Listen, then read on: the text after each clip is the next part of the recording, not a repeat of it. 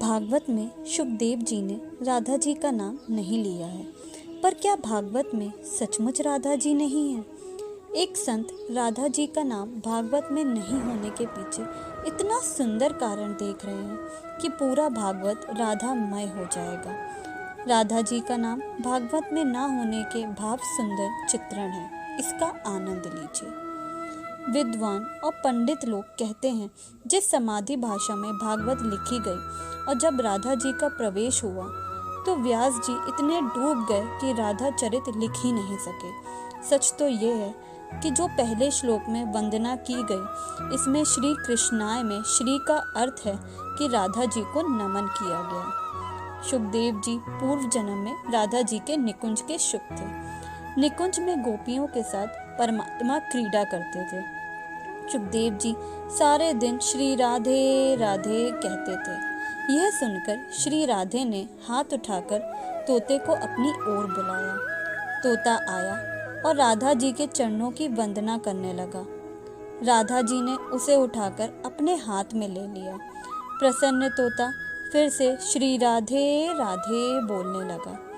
राधा जी ने कहा, हे शुक, अब तू राधे राधे के स्थान पर कृष्ण कृष्ण कहा करो, यह मुझे अत्यंत प्रिय है। इस प्रकार राधा जी तोते को समझा रही थी। उसी समय श्री कृष्ण वहां आ जाते हैं।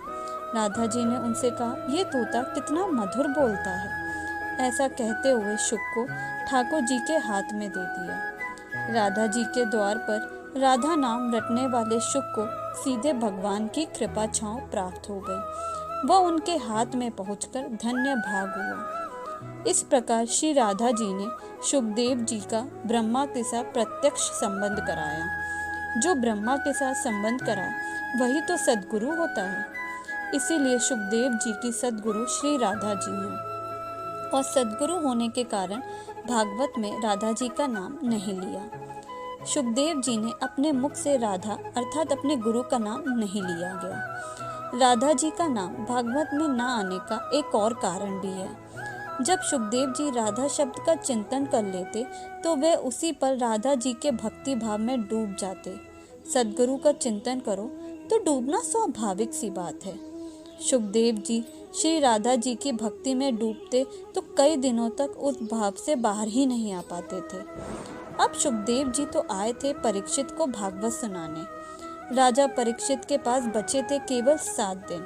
7वें दिन उन्हें तक्षक डसने वाला था। फिर यदि राधा नाम स्मरण में शुकदेव जी डूब जाते तो भागवत कथा कैसे पूरी होती। इसीलिए श्री राधा जी का नाम भागवत में नहीं लिया गया। जब राधा जी से श्री कृष्ण ने पूछा, इस साहित्य में तुम्हारी क्या भूमिका होगी, तो राधा जी ने कहा, मुझे कोई भूमिका नहीं चाहिए, मैं तो आपके पीछे ही हूँ। इसीलिए कहा गया है, श्री कृष्ण देह हैं तो राधा आत्मा है, कृष्ण शब्द हैं तो राधा अर्थ है, कृष्ण गीत हैं तो राधा संगीत है, कृष्ण वंशी हैं तो राधा स्वर है। शब्द रूप में अदृश्य रही अर्थात उनका नाम शब्दों में ना दर्ज हुआ, परंतु वही उसकी आत्मा है। राधा कहीं दिखती नहीं, इसलिए राधा जी को इस रूप में नमन किया। एक बार बड़े भाव से स्मरण करें, राधे राधे, ऐसा बार बार बोलते रहिएगा।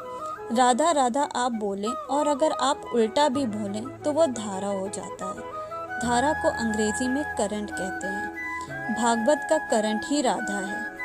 आपके भीतर संचार भाव जाग जाए वह राधा है। जिस दिन आंखें बंद करके आप अपने चित्त को शांत कर लें, उस शांत स्थिति का नाम राधा है। यदि आप बहुत अशांत हो अपने जीवन में तो मन में राधे राधे बोलिए।